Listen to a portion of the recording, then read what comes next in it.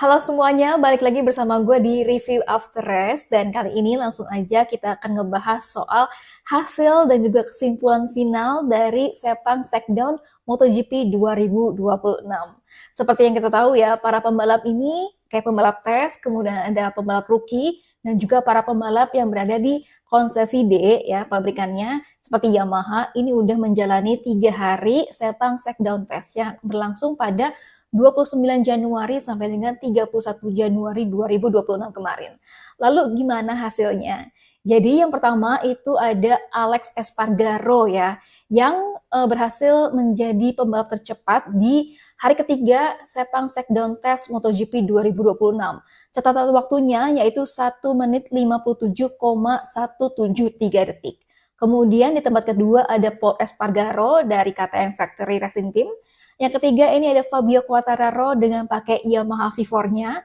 Yang keempat juga ada Alex Rins, ini pakai Yamaha V4 ya. Yang kelima juga Jack Miller dari Pramac Yamaha yang juga pakai Yamaha V4. Kemudian di posisi keenam ada Diogo Moreira dari LCR Honda. Kemudian ketujuh ini ada Dani Pedrosa dari KTM ya, pembalap tes KTM. Kemudian ke-8 ini ada Toprak Razgatlioglu, Pramac Yamaha dan pakai Yamaha V4 juga. Kemudian di posisi ke-9 itu ada Mikel Piro, Ducati. Kemudian ada posisi ke-10 Lorenzo Savadori dari Aprilia.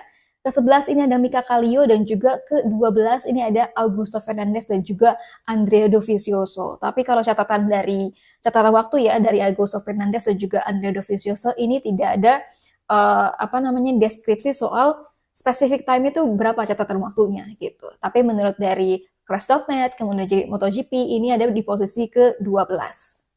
Oke, kita bahas satu-satu ya. Yang pertama Honda dulu, karena ini Alex Espargaro berhasil mencatatkan waktu tercepatnya gitu ya, menjadi pembalap tercepat di posisi pertama untuk Sepang Sekdown Test MotoGP 2026.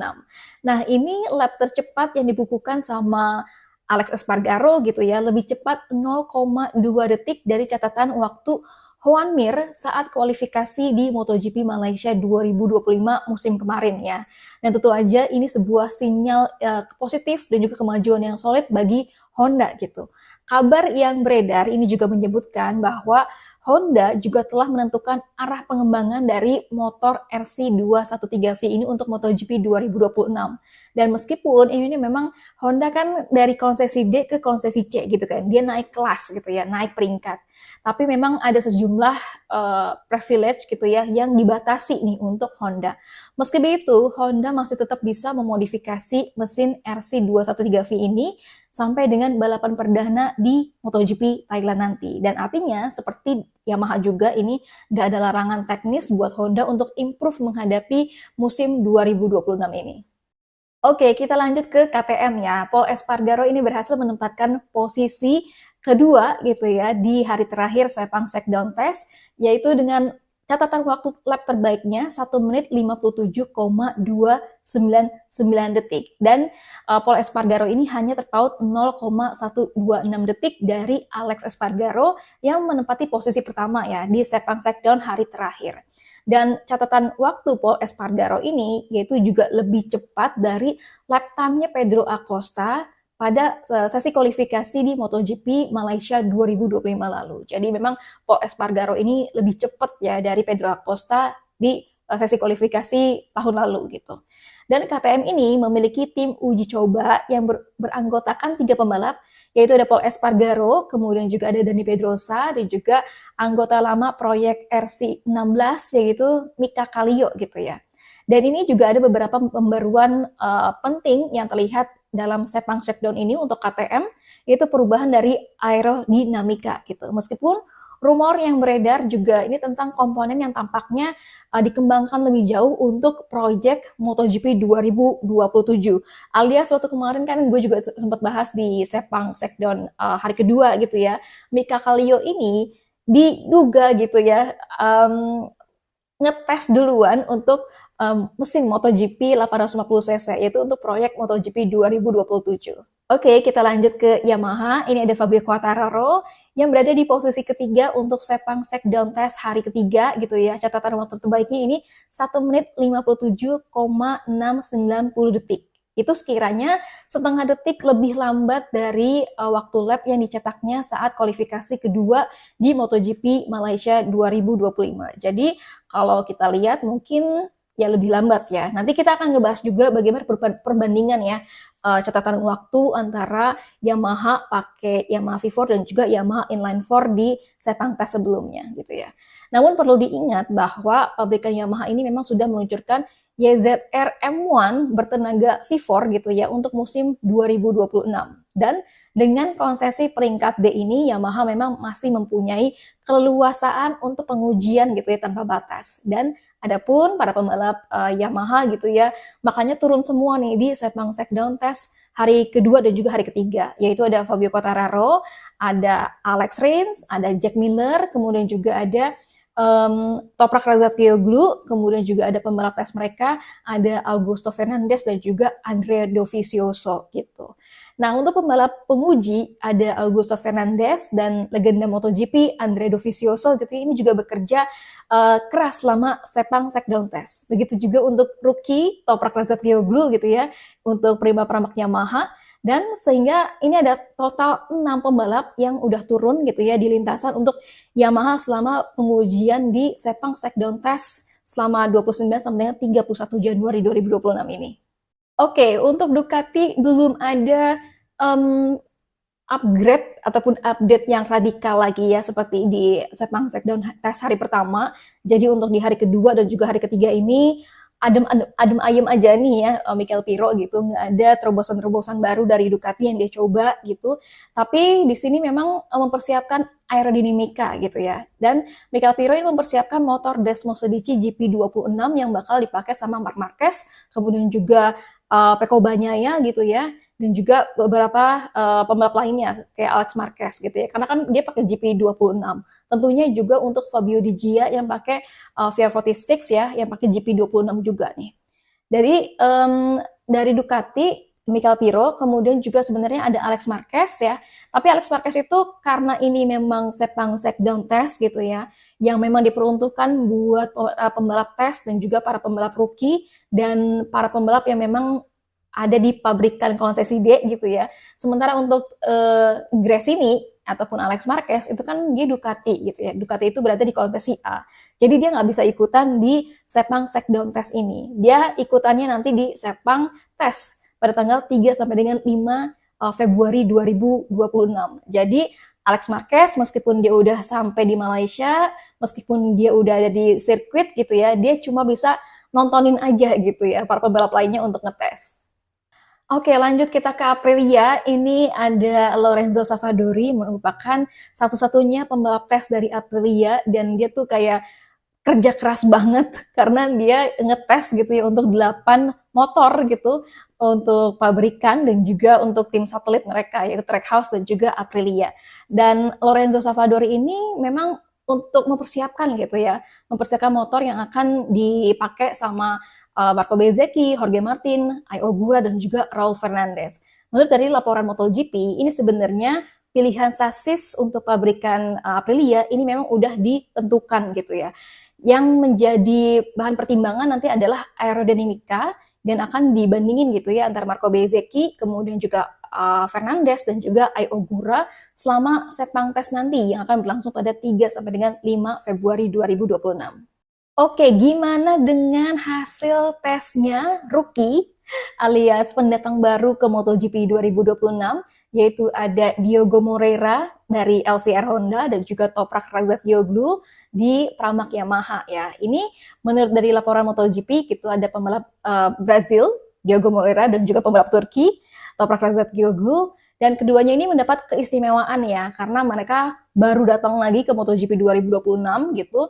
Alias baru ke MotoGP, jadi butuh waktu gitu ya, waktu tambahan untuk mereka bisa menyesuaikan dengan motor MotoGP gitu. Kalau Diogo Moreira kan naik kelas dari Moto2 ke MotoGP, kalau Toprak itu kan pindah ya dari WSBK ke MotoGP. Dan ketika jalannya Sepang Shakedown Test di hari ketiga ini, Diogo Moreira ternyata sempat dilanda sejumlah kendala teknis ya pada motor Honda LCR-nya gitu. Karena memang kalau misalkan nggak ada kendala, ya berarti memang nggak ada improvement dong gitu. Jadi wajar-wajar aja kalau ada kendala teknis gitu. Dan Diogo Moreira ini mengakhiri hari terakhir uji coba gitu dengan catatan waktunya 1 menit 58,338 detik. Dan ini lebih cepat 1,5 detik dari waktu lap Diogo Moreira di Sepang Test hari kedua gitu ya. Dan untuk pertama kalinya nih selama 3 hari berlangsungnya Sepang Shakedown Test gitu ya, Diogo Moreira berhasil mengalahkan catatan waktunya Toprak Razgatlioglu. Nah, Diogo bilang kesimpulannya untuk Sepang Shakedown Test ini adalah ia memang mempunyai hasil tes yang positif dan dia belajar banyak hal dan lap demi lap dia mencoba gitu ya untuk berbagai setup motor sampai akhirnya menemukan yang oke. Dan di hari terakhir Diogo Moreira ini katanya fokus pada time attack sampai akhirnya dia bisa menemukan speed yang bagus gitu ya. Sementara itu untuk Toprak Razgatlioglu ini memang berada sangat dekat gitu ya di belakang Moreira dengan catatan waktunya itu 1 menit 58,465 detik gitu. Dan kedua rookie ini nantinya dipastikan akan terus berusaha gitu ya untuk beradaptasi sama motornya masing-masing di XR Honda dan juga Yamaha V4 gitu untuk Toprak, dan tentunya kesempatan untuk beradaptasi lagi untuk menemukan setup terbaiknya ini juga akan dilakukan sama Toprak dan juga Diogo Moreira di Sepang Test nanti. Yang menarik dari Sepang Shakedown Test ketiga ini adalah soal Yamaha gitu ya. Karena Yamaha di hari terakhir Sepang Shakedown Test ini menggunakan aero fairing persegi panjang terbaru yang memang dipamerkan gitu ya saat launching livery terbaru mereka di Jakarta. Kalau kita lihat kan memang waktu kemarin aero fairingnya gitu ya, ini yang berbentuk persegi panjang dan mirip dengan Ducati. Nah inilah di Sepang Shakedown Test hari ketiga, ini tuh dicoba sama sejumlah para pembalap Yamaha gitu ya. Ada Fabio Quartararo, kemudian ada Jack Miller, ada Alex Rins, kemudian juga ada Augusto Fernandez dan juga Andrea Dovizioso gitu. Dan ini kalau kita lihat berbeda ya aero fairingnya gitu. Kalau waktu kemarin di Sepang Shakedown hari pertama dan juga kedua, mereka itu pakai ataupun ngetes aero fairing tuh ataupun winglet yang triplan gitu ya, alias yang kayak ada 3 sayapnya gitu ya di kiri kanannya gitu. Dan kalau waktu kemarin di launching Yamaha gitu ya di Jakarta, ini masih mau meregali gitu ya, ini bilang kalau ada alasan kenapa mereka itu memilih untuk pakai aero paket yang fairnya persegi panjang gitu ya, alias yang mirip Ducati. Karena ternyata ini aliran udara pada motor Yamaha V4 gitu ya, ini bisa bekerja lebih baik dibandingin dengan pakai front wing yang triplan, alias yang ada 3 sayapnya gitu ya. Ini pun karena lebar ataupun dimensi dari Yamaha V4 gitu ya, ini lebih besar daripada Yamaha yang pakai inline 4. Jadi untuk pakai yang aero fairing yang persegi panjang itu lebih efektif gitu dibandingin dengan pakai yang triplan. Dan menariknya lagi, ini cuma Toprak Razgatlioglu sebagai pembalap Yamaha yang tidak memakai aero fairing yang persegi panjang itu, kayak mirip Ducati gitu ya. Dan Toprak Razgatlioglu ini lebih memilih untuk menggunakan aero fairing triplan gitu ya, yang 3 sayap gitu di kanan kiri. Memang ini dipakai sama Toprak sejak di hari pertama, kedua, dan juga hari terakhir. Bahkan Toprak Razgatlioglu ini juga dia nggak pakai aero belakang gitu. Kalau yang lainnya kayak Fabio Quartararo, kemudian ada Alex Rins, kemudian juga Jack Miller, itu mereka pakai aero paket belakang yang bentuknya kayak sayap dengan stegosaurus vertikal gitu ya. Ini juga ada alasan kenapa Toprak Razgatlioglu lebih memilih untuk nggak pakai aero belakang gitu ya, menurut dari Toprak ini supaya untuk Toprak ini bisa lebih merasakan bergerak dengan luwes gitu ya di bagian belakang selama Toprak ini memang mempelajari motor M1-nya.